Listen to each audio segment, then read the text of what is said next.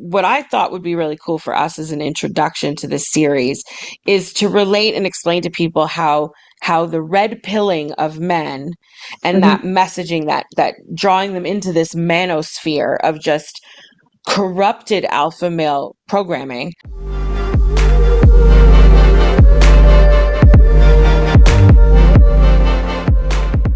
Welcome back to Muse on the Mic. I'm Riley. And I'm Emily. Thanks everyone for joining us on another awesome episode of Muse on the Mic.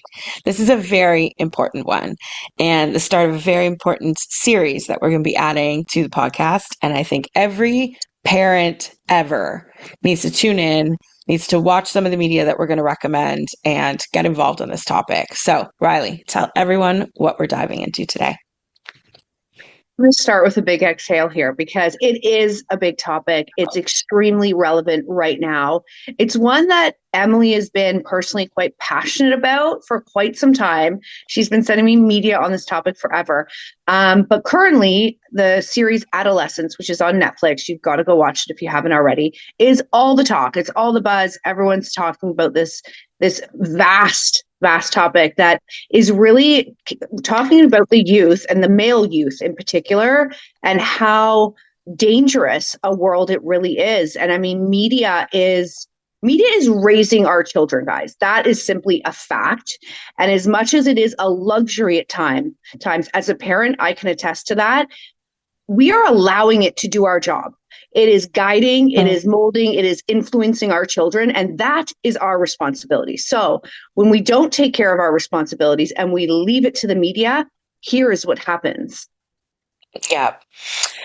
Adolescence shook me. And yet, as you just said, this is something I'm aware of. This is a topic I've been like feeling in my gut is urgent, is concerning, is also going to affect sex workers very, very much and more so as life unfolds from here on out. Like the future looks like this is going to be a lot of it.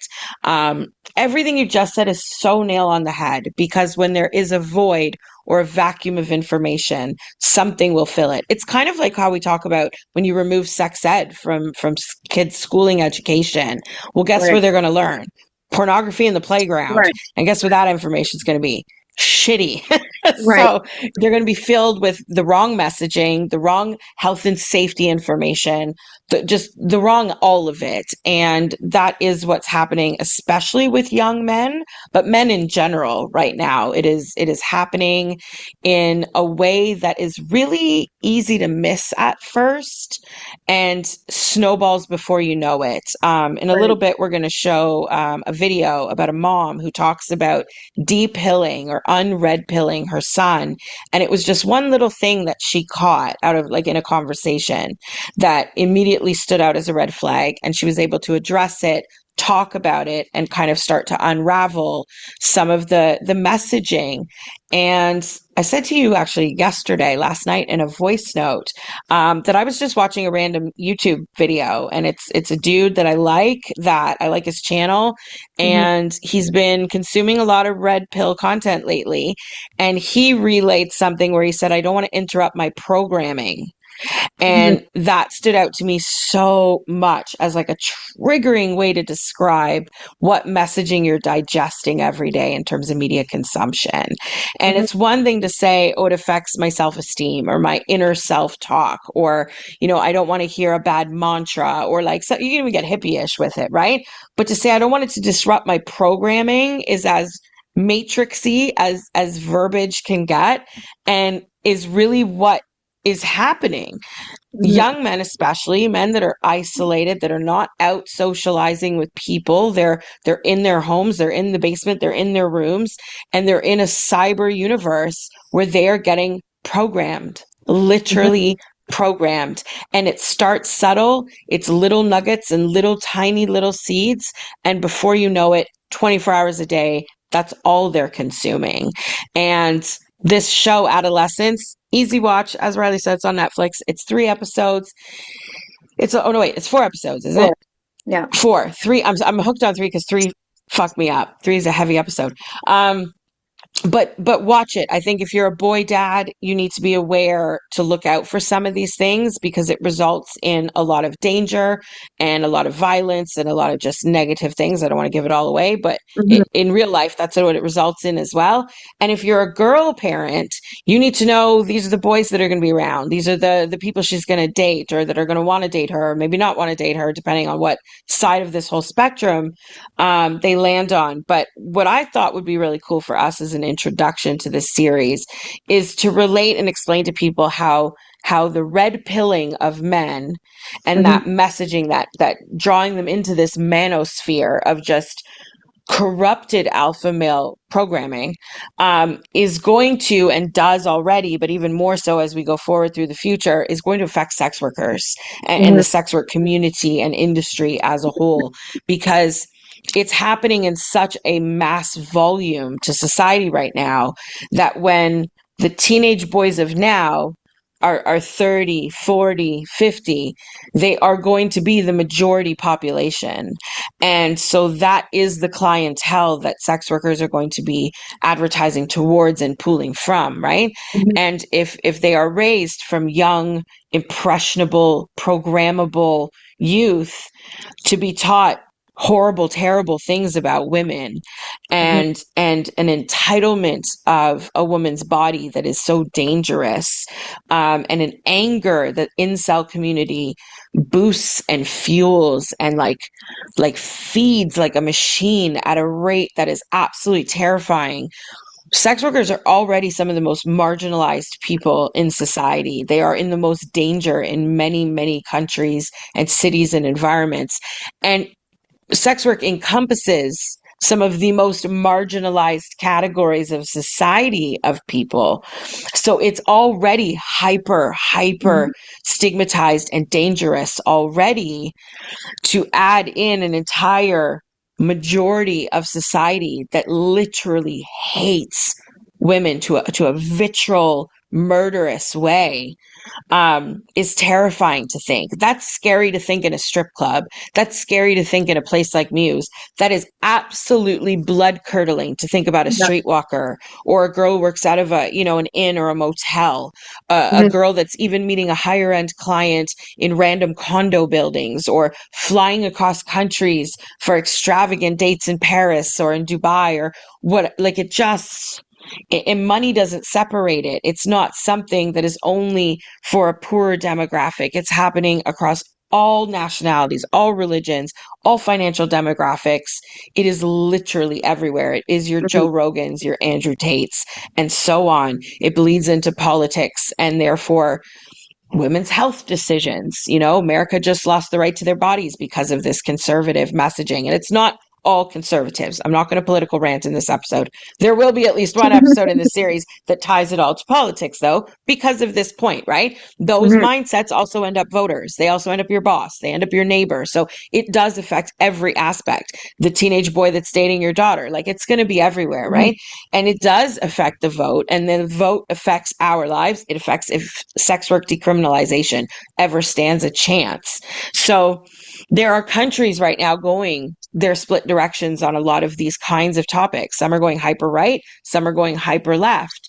We obviously love a decriminalized hyper left society where sex work is legal and protected and they can file taxes and call police in danger. But Mhm. again, even those places are going to have red pill bros everywhere. And so what happens to society? What happens to sex workers when that is your majority clientele? We're going to have to Mhm. change and tighten up um, safety procedures, and that's hard to think because I already think, like we always think, which ways can we make people Right. safer? To say, well, now you have to do that 10 times more. Well, how? What's the answer? This is the Mhm. stuff that keeps me up at night when I think about it. And I try not to get too down rabbit holes too much because I know it'll keep me up for 3 days. My insomnia already rages. Let's not give it fodder and worry.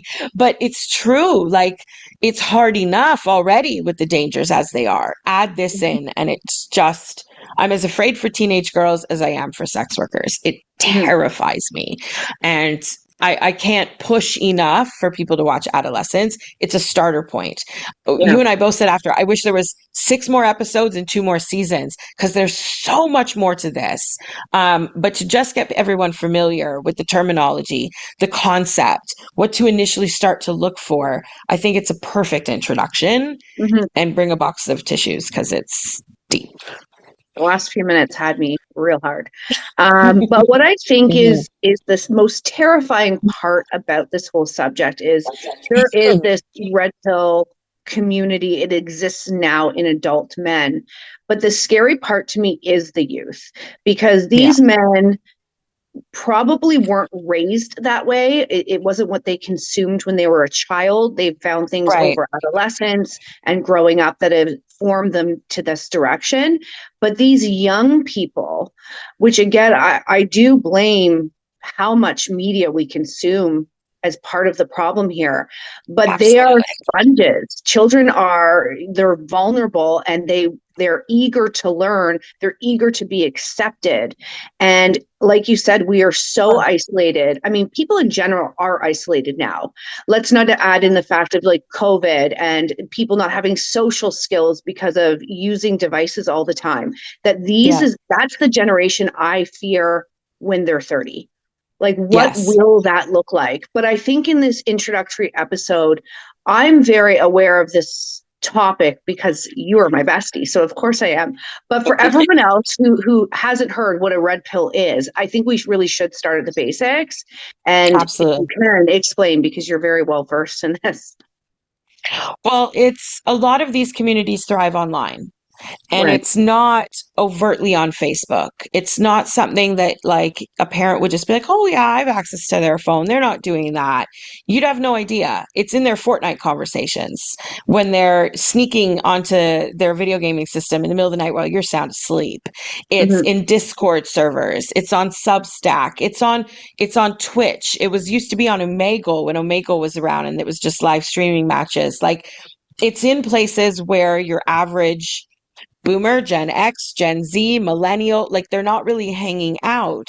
Right. And or it's very if you're an older person who's been red pilled, you don't know that there's vast communities to choose from. You probably just got one into one group because a buddy pulled you in, and that's just where you go, right? Whereas the youth know about technology and options so much more. They're probably participating in 12 different chats like this.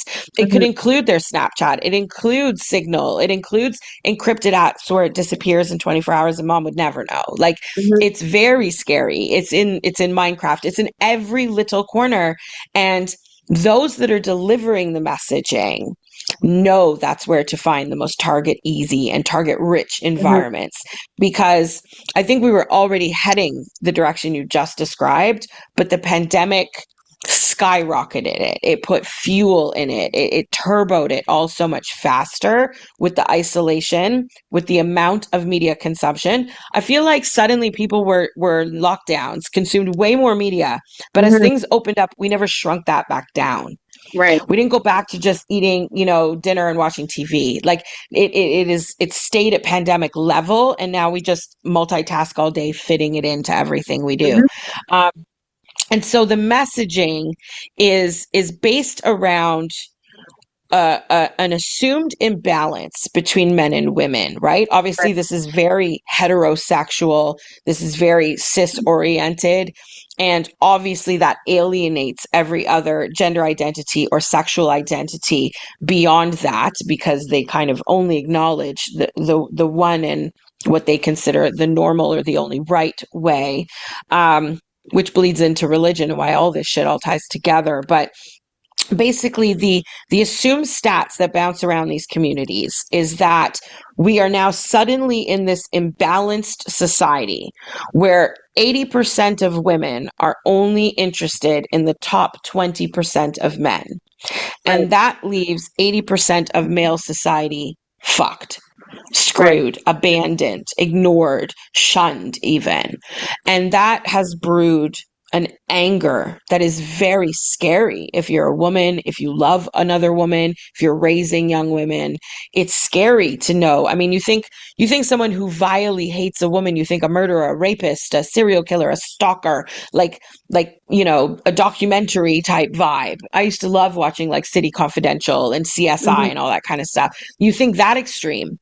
And unfortunately, it's not. They're on Facebook too. They're on the happier Right. platforms. They're everywhere. They are the ones that will do a walk-in. They are the ones that are going to high school. They are the ones currently in university. Some of the older generation that has been red pilled are raising these men. And when they start repeating this messaging they got from Fortnite, they're like, way to go, son. And they rock it on, right? So it's growing, and there are definitely women that get caught in the mix too. The whole trad wife trend, leaning towards traditional being the only acceptable way for a woman to fulfill her purpose, is to Right. to servitude a man, to feed and be barefoot pregnant in the kitchen type vibe. Is thrown into a home. Like if you're forced to survive in a family of red pill men, that might be the only way to get out alive, is to go Wow. traditional. And then to overcompensate with it, what if you make two TikToks talking about it, those happen to go viral, and now that's your whole identity. It doesn't necessarily mean it's what you signed up for, right? And that's not to say all women are victims. There are right wing red pilled women too, and you can see that in voting numbers and all kinds of different things. But these men are being given this constant message, and Mhm. so there's an assumption that it's unfair and it's women's fault. So Right. we are to blame for their unfulfilled lives, their insecurities, their inability to have social skills, to know how to date and ask out a woman, to play in the playground, to do all, like, it goes literally from like 8, 9, 10 years old all the way up to 65. Like it literally can Yeah. range in all of those developmental eras and phases of childhood as well. And you're right, at home, if you're taught, share with your friends and love everyone and say please and thank you, and all these what are now considered left wing ideals, Mhm. which I don't know, as 80s and 90s and 2000s kids, I think everyone was raised with those as just basic kindness, right? That's Mhm. just how you operate in the world. You share your toys and you look out for your friends and you hold hands when you cross the street. Like, look both ways. Simple things is now considered left, and anything less is right wing. And so if you're told that this is the fate of your life because you don't make $1 million, you're not 6'4", you don't, have a penis that's 12 inches long, then no woman's going to want you, Right. is this is where I find it bizarre, because I think the facts of life show that that's not true.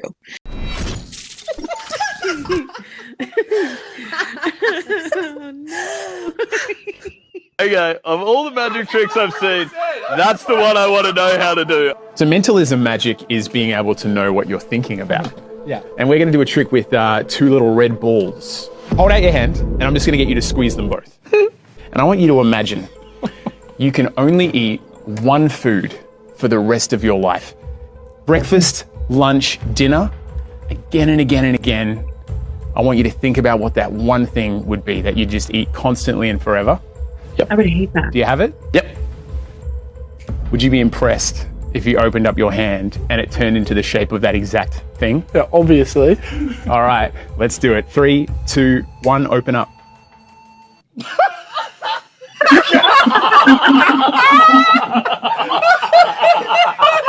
That wasn't a reaction. That was actually not a reaction. Biggest, why would you think about that? That's a steak. I think he was thinking of meat is what the problem was. I was thinking about pickles.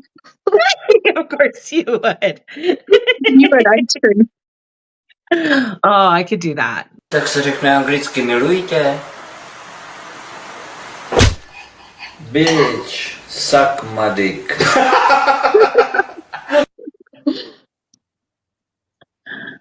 I Cool. would so fuck with people like that.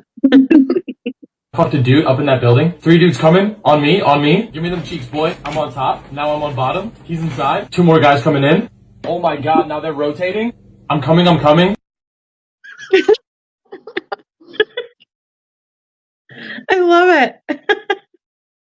sound like a great time. I mean, look at that.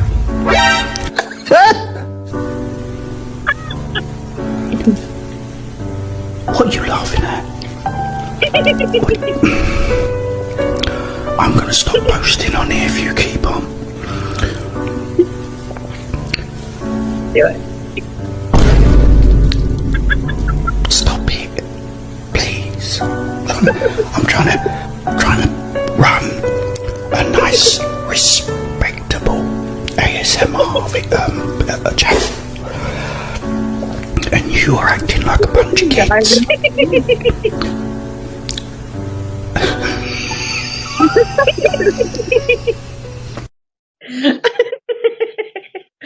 I'm such a child. That was great. You find everything so funny. I'm mostly laughing at you. He's just like wobbling around this dripping penis chicken. It's just so funny. A best of crook boat names, New Zealand. My mate won a catamaran at a boat show and he called it Free Pussy. Why? It was a cat. My wife named our boat Liquor Out. And when it was in dry storage, we'd call and ask for it to be dropped in the water at whatever amount of time so that they would read out Liquor Out at 8 a.m. Crusaders fan called mine Chody Taylor. Oh, poor Cody Taylor. My mate called my boat The Wife because it was guaranteed to not go down on me. Pippy Splitter. Dory Hole. Dory Hole. My friend lives in the Cayman Islands and he named his boat Cayman Cider. Oh no. Saw a boat in Wellington Harbour that had 2 in the pink, 1 in the drink. No. Sit on my deck. Yes. That's what I'm talking about. Flounder pounder. Great. Bean flicking. Yeah, right. Munch on my bass. Nay. Cunny dinghy. Oh. Flipper and liquor. Panty dropper. Tug my rod. Chum sock. Chum sock. Useless hooker. Hold my tackle. Pump my big rod. No. The pearl necklace. Casting couch. Looking for a blowy. Oh, no. My mate loves dolphins. That's why he called it that. The moisterous. That's good. My mate called his your mum. So that when people ask what he's doing, he can say, I'm out getting your mum wet. One more. Mate in Aussie called his the Great Barrier Queef. Beautiful. An old favourite. Flawless. That's a good one. I have a collection of photos from my world travels of boats with dirty names. They're really out there. People are awesome. How many ovaries does a woman have in her lifetime? Oh. Ovaries in their lifetime? What? What's your answer? So my answer is 10. But like, I didn't know that they like re-upped. I thought it was just. Did we get new ones? Yeah, Did they regenerate? I didn't know that they just like came back. Yeah, I thought it was just one organ and it just changes. You need help. Just talk, brother. I'm talking. Yeah, I'm just saying my suggestion. Yeah. I mean, it's not final answers. We're deliberating. Yeah, we are deliberating. But you're wrong. Okay, say less. Then pick your answer. Men are adorable. If I'm wrong, it's because I didn't know they've re-upped. I think it's 2. Correct. Congratulations. Jesus Christ. The lifetime was... Yeah, that was tricky. Yikes. Listening to the deliberation was adorable, but oh my God, it shouldn't have been a deliberation at all. It's the trickiness. It makes them second guess themselves. Fat, juicy, and wet. I don't even gangbang. Pussy so good, made me throw up a set. That good kitty, good kitty, making my pet. Pretty pussy, type of pussy, you ain't never gonna forget. Fat, juicy, and there. He has a way about him. His TikTok is so sexy. Amen to using the whole house. Right. Every lock has a key, right? I know lots of ugly people that are married, that spawn, that have employment, that, like have all these things. Some of them have big houses, some of them have small houses, but like there's no like doom to being conventionally un-Hollywood attractive, right? Society and humankind, through all of its existence, through hundreds of thousands of years, as we've discovered, they mate. Like we are animals and we are primal. And it seems to me that we've strayed so much from an animalistic instinct. And I don't mean that obviously in an aggressive, violent animal way. I mean that in the nature of we cohabitate, we form community, there are certain survivalist methods that are built into our DNA, right? And becoming more attractive to the opposite sex, again, very heterosexual, but let's roll with it, is something every animal and species has to do. A peacock flares its feathers to attract the female. It is often the male that is responsible for courtship in nature. It is him that has to be the strongest fighter to, bash away the incoming herd of elephants, to have the brightest colors as a parrot. Like there's things that you have to do to attract the other. And adolescence is about developing your hunting skills, your mating skills, and your survival skills in terms of nourishment, sleep, and basic like water and hygiene, right? And so why are these men not working to better their appeal to a potential mate? And maybe that's not going to be Pamela Anderson, but then who is actually questing for the top 20%? Because trust me, short kings still get pussy. Broke men still get pussy. Ugly men still get pussy. Funny men get a lot of pussy. Like, let's be serious, right? Yeah. What social media shows is no different than the authenticity of a magazine cover or the realness of special effects in an explosion scene in an action flick. It's not actually real, right? And women have battled this insecurity for decades due to mostly things like magazines and fashion and Hollywood. We're told to be this thin with titties this big, a waist like this. We're supposed to do all these things to attract another mate. And if not, Cosmopolitan will make you feel fat. Like this is what makes you feel less than. It's made to feel that you're not living up to the expectation of womanhood. And yes, we haven't turned into this rage against the man machine. There are toxic feminists. There is hyperfeminism that is toxic. Everything has an extreme, right? But the actual quest for feminism wasn't that we want men to be isolated and that we only want the 10% of the 1% of the top. That's ridiculous. We just want equality. And what that means is basically human rights, equal human rights. How that plays out in our physiology, in our dreams and personal aspirations will be different for every woman. But when that gets warped and twisted, extreme feminism comes in, right? And let's put that, we can do a whole episode about that too. Right. But it's about this twist on this, the doomed 80%, therefore must hate all women, all percent, right? Because apparently we all only want one thing, one type of thing, one type of man. And therefore we have doomed the rest of male society to isolation, to being quote unquote nerdy, to being alone for the rest of his life, to be unable to be physical. And that is the generation that is sinking knee deep into AI. That is going to bleed into the sex industry and robots and cyber sex and virtual VR sex and all kinds of things, because those boys are going to be so much more comfortable relating to a robot than a real ass woman that is going to look at them and go, you don't even know how to speak. You don't know how to dress. And I will end my rant on this because I have said in my own personal life, and I've probably tweeted it as Emily a few times, that I wish the incel community, the red pill community would turn towards more Hitch and less Andrew Tate. And if anyone's seen the movie Hitch, it's about a nerdy, unattractive guy that wants to get a really great woman that he thinks is out of his league. And he sees a dating coach that teaches him to be more attractive, how to entice this woman, how to improve your personality, how to learn to be charming, how to learn to be cordial, how to learn how and when to give, to take, to push back, to kiss, to not, to boundaries, consent. He teaches him how to dress. It's Queer Eye for the straight guy. It is literally already information available to these men and these boys that could seek out healthy, neither left nor right, just human content, no different than a bird with feathers having to strut his stuff or make a certain sound to attract a mate in the spring so that he can birth some eggs. Like, it's literally the same information available.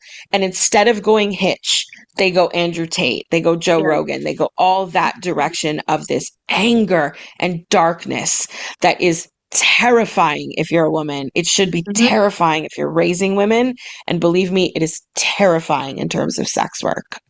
That's my nutshell. I'm positive you want to add a few extra terms. Keep it there, because you really do, like, you really wrap this one up. But I feel like this topic is an onion, right? There is so many layers. We will dive into them. I know we're going to show one video about, and I'm sure we'll talk about this in upcoming episodes, about how as a parent you can notice the behavior and then correct it. And I think that's a really important piece, because I don't know how much we can help the 40-year-old incels, but we can try to educate, put the word out there, and really help parents dive into their children, because there is warning signs. There is things you can look for. And I think, again, I blame media so much, and it's unfortunate because it's such a valuable tool. I mean, here we are on a podcast using media. Like, I mean, it's so amazing in many ways, but at the same time, people have platforms that just shouldn't, like an Andrew Tate. So there's always going to be people with different opinions or bad opinions or harmful. The fact that someone goes viral and has the platform to do it and then is targeting these young minds is absolutely dangerous. So, like I said, I think the topic has a lot of different areas that we will jump into, but I think starting into this video is a good place to kind of give people perspective of what to look for as a parent. Absolutely. I think it was in Adolescence I heard the word, maybe it was an article about it. The word is almost predatory.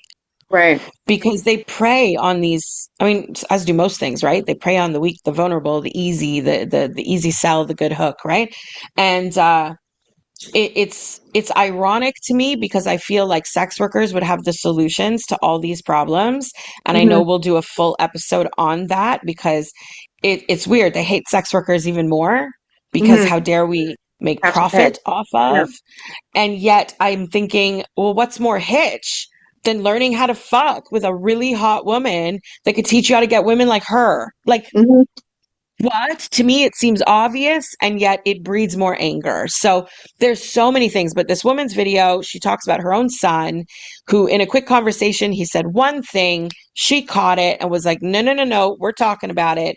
And I think on another future episode, we might even show a longer version of it, because she really breaks down some of the comment replies were like, can you tell us more? And so she does a follow-up video that really dives into it. But it's a minute and a half video. It's a nutshell. And I think will be really eye-opening to parents on what it means to start to unravel some of this programming. So let's hop on that video. Thank you for everyone for tuning in for this very important episode. Share this as much as possible, because this is a societal problem, and it's raging, it's burning, and it's growing. So we'll leave you with that. Let's move over.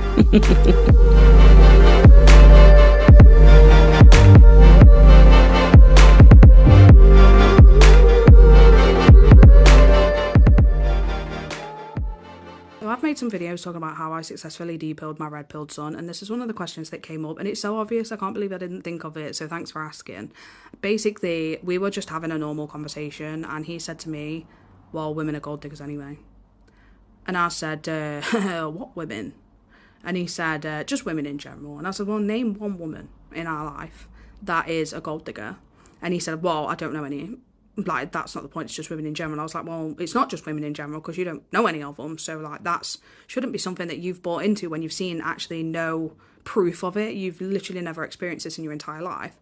And he was like, yeah, well, you know, it was said on this. And then he showed me the video, and I was like, do those men look like they've got gold to dig? And he kind of sat with that for a minute. And then he was like, well, it's not the point though, is it? I says, the point is, mate, a lot of men who have got money don't mind spending money on their partner, the woman that they love, because it makes her look and feel good, right? The only people who begrudge women who want to have money spent on them is men who don't have money but still want that woman. They want her to drop their standards for him, even though he can't provide the lifestyle she wants and expects.